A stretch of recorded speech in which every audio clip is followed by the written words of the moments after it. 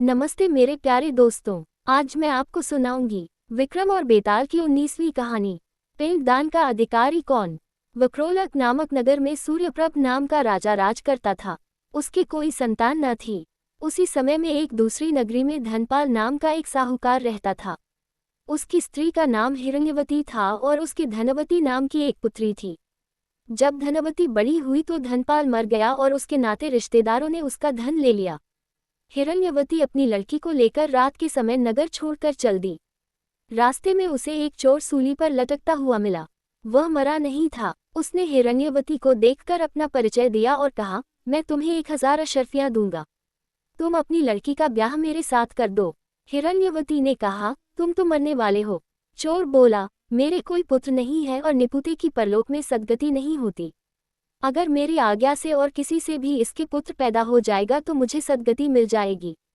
हिरण्यवती ने लोभ के वश होकर उसकी बात मान ली और धनवती का ब्याह उसके साथ कर दिया। चोर बोला, इस बड़ के पेड़ के नीचे अशर्फियां गड़ी हैं, सो ले लेना और मेरे प्राण निकलने पर मेरा क्रियाकर्म करके तुम अपनी बेटी के साथ अपने नगर में चली जाना। इतना कहकर चोर मर गया। हिरण्यवती ने जमीन खोदकर अशर्फियां निकाली, चोर का क्रियाकर्म किया और अपने नगर में लौट आई। उसी नगर में वसुदत्त नाम का एक गुरु था, जिसके मनस्वामी नाम का शिष्य था। वह शिष्य एक वेश्या से प्रेम करता था।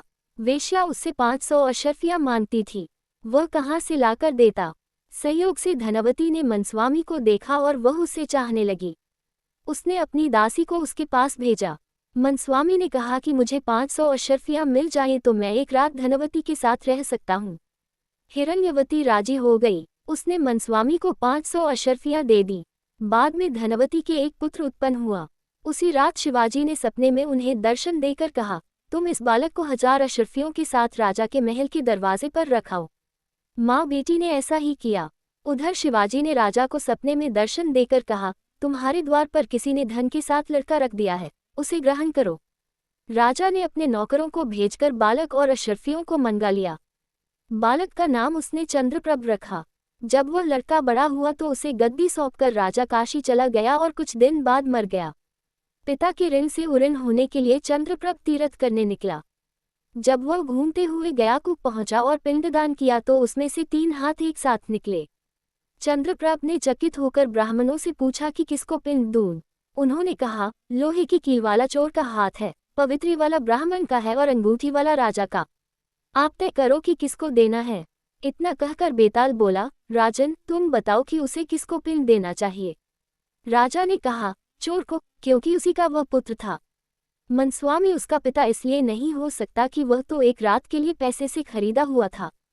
राजा भी उसका पिता नहीं हो सकता, क्योंकि उसे बालक को पालने के लिए धन मिल गया था। इसलिए चोर ही पिंड का अधिकारी है। इतना सुनकर बेताल फिर पेड़ पर जा लटका और राजा को वहां जाकर उसे लाना पड़ा। रास्ते में फिर उसने एक कहानी सुनाई। धन्यवाद दोस्तों। विक्रम और बेताल की 20वीं कहानी सुनने के लिए डिस्क्रिप्शन में दिए गए लिंक पर क्लिक करें या बेताल 25वीं प्लेलिस्ट में जाकर सारी कहानियां सुन सकते हैं। वीडियो को लाइक करें और अपनी राय कमेंट बॉक्स में ज़रूर दें और हाँ, चैनल को सब्सक्राइब भी कर लें ताकि आपको हमारे सारे अपडेट्स मिलते रहें।